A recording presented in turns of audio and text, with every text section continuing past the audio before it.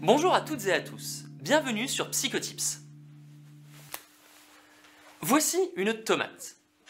Cette tomate, ce sera notre outil indispensable aujourd'hui. Cette tomate va nous permettre de caractériser un délire. Rassurez-vous, je ne vais pas vous parler de recettes de cuisine. La tomate est en fait un acronyme. T pour thématique, O pour organisation, M pour mécanisme, A pour adhésion, T à nouveau pour temporalité et E pour émotion. Commençons par la thématique. Il s'agit du sujet du délire, ce de quoi il parle. La thématique peut être de persécution par exemple. Vous êtes en train de me regarder là. Vous m'espionnez. Vous me voulez du mal, c'est ça? La thématique peut aussi être mégalomaniaque. Oui, j'ai inventé un vaccin contre le Covid. Oh, vous savez, je suis une star de la psychiatrie. La thématique peut aussi être mystique. Je suis le Fils de Dieu, effectivement, j'ai été envoyé sur Terre pour répandre la paix éternelle. Résumons donc les thématiques les plus fréquentes. Persécution, mégalomaniaque et mystique. Mais il existe une multitude de thématiques.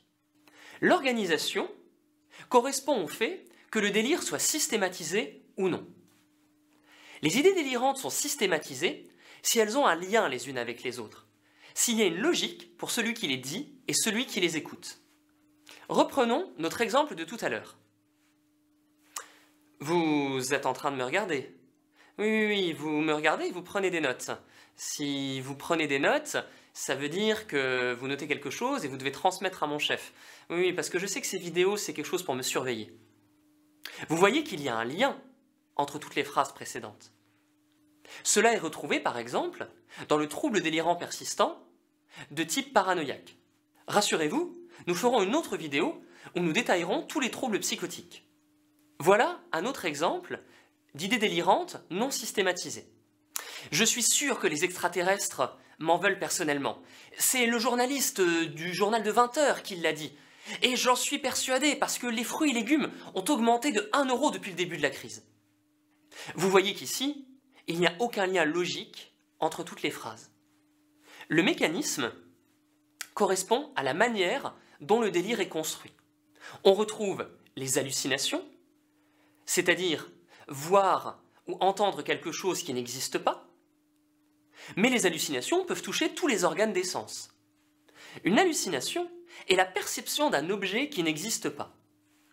Ceci est important, car cela veut dire que la perception existe, c'est juste l'objet qui n'existe pas.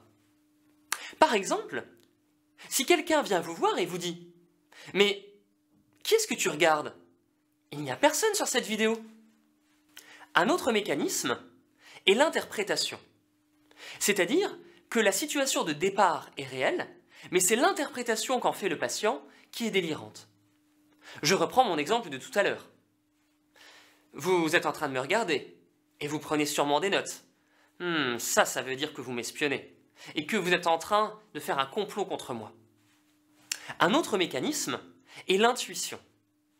C'est-à-dire que le patient est persuadé de ce qu'il avance, qu'il n'a pas besoin de se justifier. Il le sait, tout simplement. Un exemple serait « Oui, je suis le Fils de Dieu, mais je le suis, je n'ai pas besoin de me justifier. » Résumons les différents mécanismes possibles. Les hallucinations, l'interprétation et l'intuition. L'adhésion correspond à la croyance dans le délire, c'est-à-dire à quel point le patient est persuadé que ces idées délirantes sont vraies ou non. Certains patients vont entendre des voix dans leur tête et vont être tout à fait conscients que c'est délirant, qu'elles n'existent pas, alors que d'autres vont être persuadés que c'est la vérité. La temporalité est surtout utile à des fins diagnostiques. S'il y a des symptômes positifs, négatifs et ou de la désorganisation, on parlera de schizophrénie uniquement si les symptômes durent plus de 6 mois.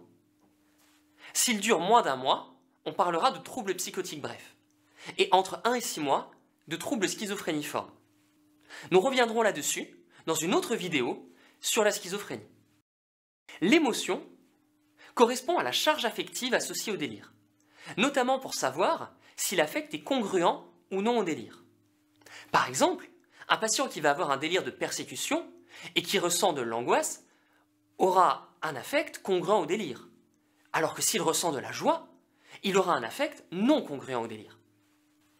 Résumons tout cela.